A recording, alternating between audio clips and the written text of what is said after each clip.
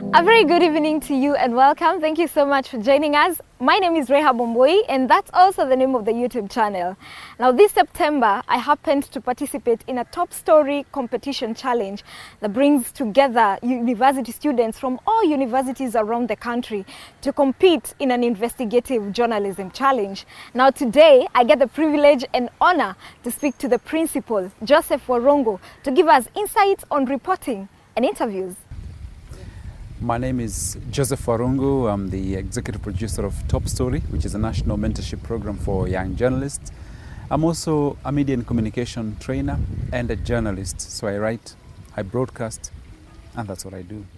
His career in the media industry started at KBC, where he worked as a radio broadcaster volunteer in 1985.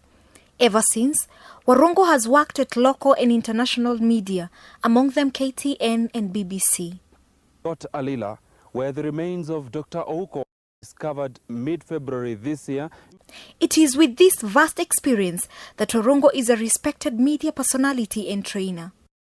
According to him, a successful reporter should be a person with good analytical mind and the ability to socialize.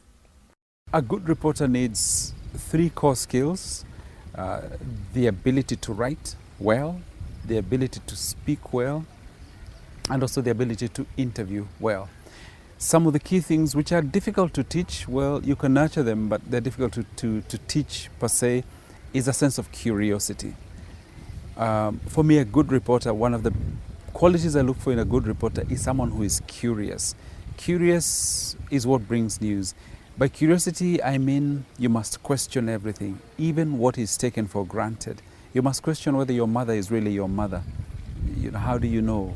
You must question where you live. It means that as you go, home from work or from college, and if there is a car that's always parked in your neighborhood in a particular place at a particular time, and this one day it's either not there or it's parked differently, you must question, oh, so what happened here? Usually, sometimes that's the beginning of a story. So curiosity is really key. The other thing is, as a good journalist or as a good reporter, you must be interested in people. I have seen some journalists who have no interest in people, and I don't know who they intend to report for, because as a journalist, your interactions are a lot with people. You reflect real life by speaking to people, by interacting with them. So you must have an interest in people. So then you cannot have an attitude, and you cannot have celebrity status. You cannot be a slay king, a slay queen, or a slay child. You have to, be able to humble yourself. If you see people roasting maize on the roadside, you should be able to join and say, guys, what's going on? That's where you get your stories from. And then the other one is to have, usually I think we have 6 senses. You should have about 8 as a journalist. So you must hear what people are not saying. When you speak to someone in an interview, you must be able to listen out to, usually they'll tell you the obvious. I'm telling you the obvious. But through your power of observation, using all your 8 or even 10 senses, 10 senses that a journalist should have, you should be able to tell, what is it that this guy is not telling me? When I hesitate in my answers, what's that hesitation for? The other thing is that you must be really observant about your environment, about the people around you, and about yourself. Your ears must have a really sense, so highly well tuned that as you walk, you should be able to decipher things in their mind and say, oh, did I hear something there? And walk back. I do that sometimes even now as a journalist. I'll be walking through a shopping mall and I hear a very interesting conversation. I'll go back to that stall and I start looking at a trouser or something, but I'm not doing that. I'm listening to what these guys are saying.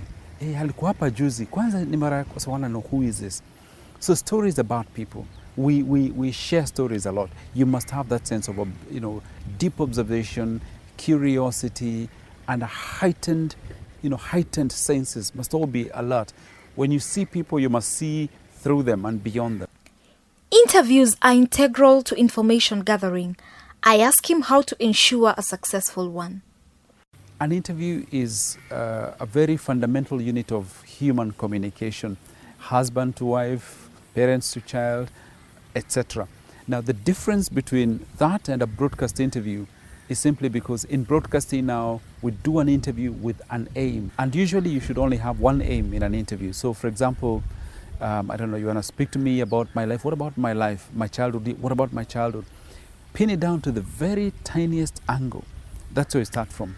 And then a good interview comes to life and is successful when you listen. You listen to what this person is saying. I've seen a lot of journalists who approach a source with a list of questions. And so you're not listening, you're just following. Has he answered 1, 2, 3? Oh, he skipped number 4. Let me go back to that.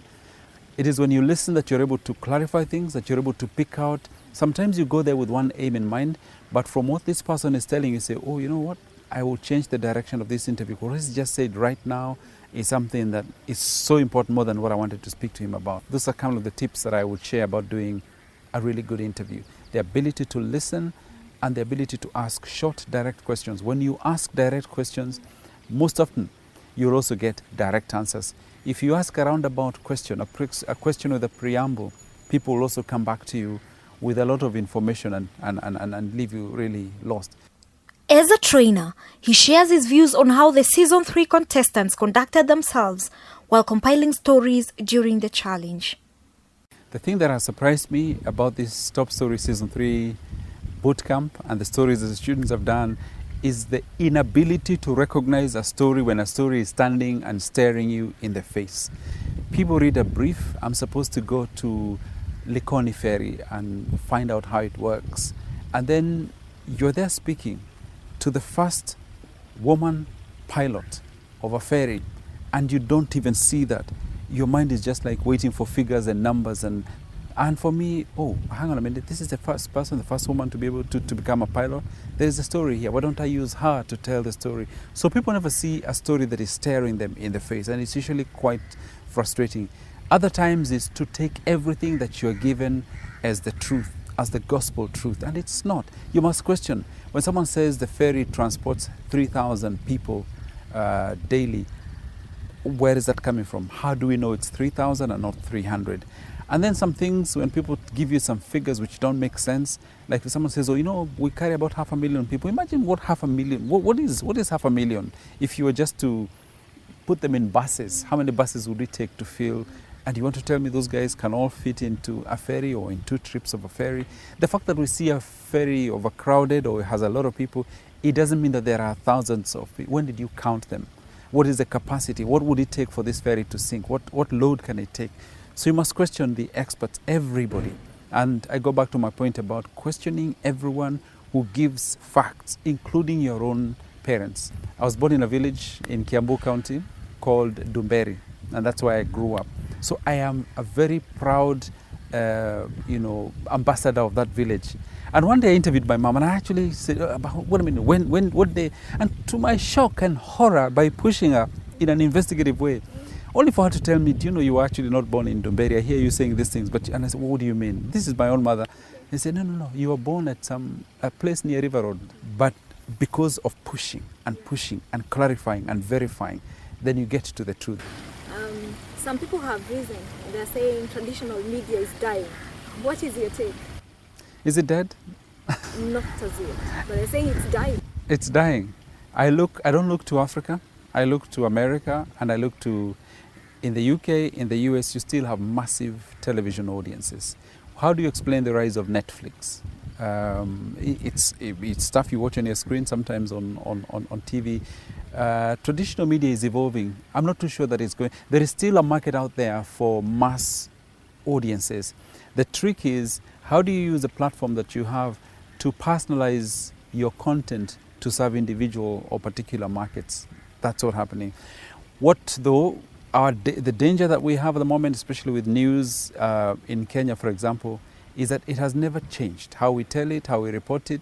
So we were so used to appointment viewing. Appointment viewing means that at 7 p.m. I want to be seated next to a TV to watch the Swahili Bulletin or the 9 p.m. But now the viewer is portable. He's on the move. By the time you're sitting down to tell him this is what has happened today, he knows it. So for a lot of people, organizations which are innovative, they have moved from what we call a bulletin of record to giving you meaning, We know you've watched these clips. We know you saw what happened to the minister, how he was embarrassed at this function. Now we bring you the character who took those pictures. We bring you the reaction of this person. So the job of a television news bulletin becomes to verify, to confirm it was true, to move the story forward, and to use its power of gathering a lot of data together, which as an individual you can't, to, like we can give you national reactions, whereas maybe a blogger may only have captured one element of it. That's where we're stuck. With the rise in the digital era, Warungu advises the present journalist to uphold and maintain the basics of telling a story, whether on mainstream or digital platforms. When we say we're in a digital era, there's one thing that doesn't change. A story does not change. A story is a story. There will always be stories in our lives, and those stories will only have one way of telling them. The structure will always be, the story has a beginning, a middle, and an end, and some stuff in between. Hollywood movies since the 1920s, or whenever we started doing those kind of pictures, that has been the format. In the digital age, if you watch Lion King 3, Lion King, whatever it is, there will always be a story that has a beginning, an end, and a middle. There will always be a story that creates conflicts between characters, creates certain tensions, resolves that drama. That will never change. So the format or the platforms that we use, those ones may change, but the principles of storytelling does not change. You just need to adopt it to whatever method. Our great-grandparents, way back hundreds of years, told stories by the fireside. That concept has not changed. They had an audience. That audience used to be interactive. Children, like they would say, paukwa, pakawa. That is interactivity right there. That's tweeting taking place and exchanges. Now we do it in a digital format. So for me, that doesn't change. So the platform is a by the way, and it will be Facebook today, it will be something else tomorrow. We'll use our small mobile screens. They're now developing stuff that you can use your hand as the screen of whatever you're consuming, of your media or media content. Where the disconnect is, though, is that we have in our colleges and universities, we're stuck with traditional methods of teaching. So, for example, in the digital world, things are a lot more pacier. We are a lot more visual, as opposed to what they teach there. Oh, you must start with this paragraph and go to this and go to that. Rules have been changed. Have changed. I think those people who work in film and television were used to the landscape type of filming. Now, everybody, because of the use of using their cameras or their mobile phones in a portrait position, that is becoming the norm, like Instagram. But does that change the photo that you take? No, it doesn't matter how many pixels or whatever it is. You will still have an image that has to fit in there through certain ways of framing. So the principles that will remain, we should ignore the platform and focus more on, okay, so this is my story. How does it work best on Facebook? How do I adopt it for Instagram? How do I adopt it for... So it should be what we call a 360 commissioning. I'm going out into the field to do this package. On radio, it will be just a 2.5 meeting package that is driven by sound. On TV, I'm gonna let the pictures tell the story. But actually, I also want to do it as a multimedia format. So I'll have paragraphs which, as you scroll up, images blend in. But the story is a story, and it doesn't change.